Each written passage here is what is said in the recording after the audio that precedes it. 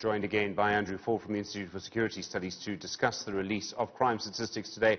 Andrew, I was asking you how valuable are these numbers, considering that it's difficult to compare like with like when we've just come out of a lockdown? Sure, thanks, Stephen. I think I was saying that it's amazing that the staff is sharing this data with us. We support them in doing that. It's great that they're providing so much detail and that we're getting access to data more regularly. As you pointed out, this is relatively rare data, not only in that we're getting it quarterly, but also in that it's coming out of this unique time in recent history where we've had unprecedented restrictions on social life.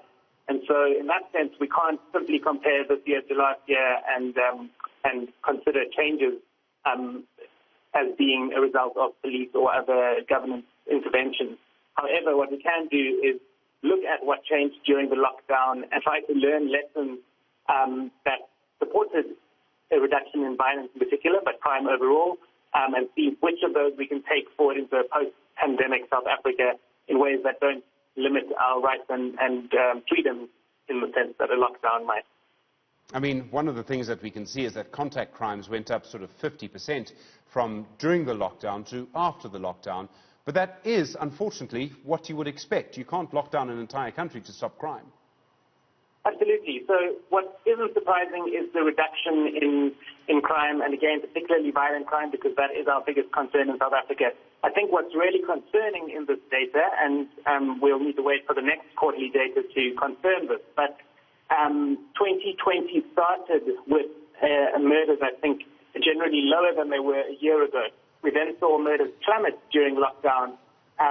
But in terms of the September data that we're seeing from the stats in this release, we're seeing murders and many other types of violence, including assault and attempted murder, occurring at a higher rate than it did at the same time last year. And that suggests that not only did we saw something unusual, but now we're seeing an unusual increase. Now, that could be caused by all manner of things. People could be under more stress and strain as a result of economic hardship coming from the lockdown. People might simply be hanging out in environments where they are catching up with old friends while consuming extra alcohol and other substances and getting into conflict. Or there could be organized syndicates that were unable to operate during lockdown that are trying to make up for lost time.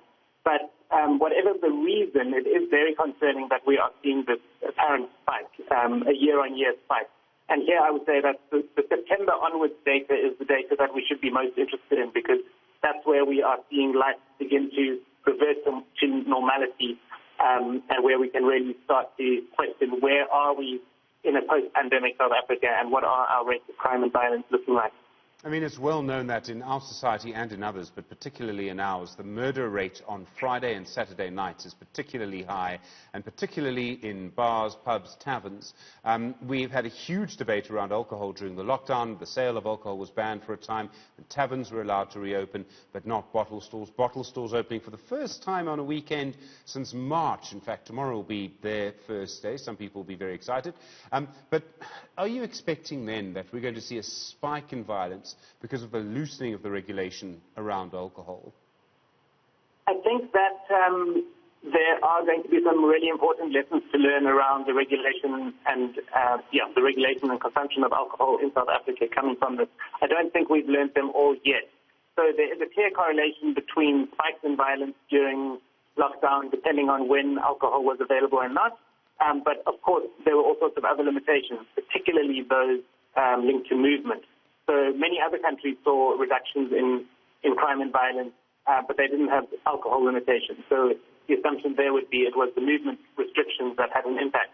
I think in South Africa, if we can look at the data at a more granular level, and the Western Cape government has done some research on this, which we participated in as the Institute for Security Studies, and there we saw huge declines in murder and related violence linked to sharp point and blunt object related violence when alcohol was available, but very little difference in firearm related violence.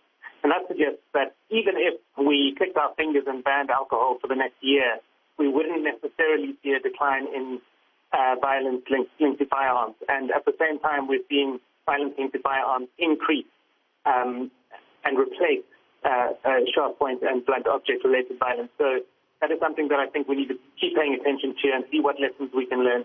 But I do agree. I think we all see that, of course, alcohol does drive particular types of violence, and particularly those interpersonal conflicts that the Minister was referring to, which do result in so much harm in our country.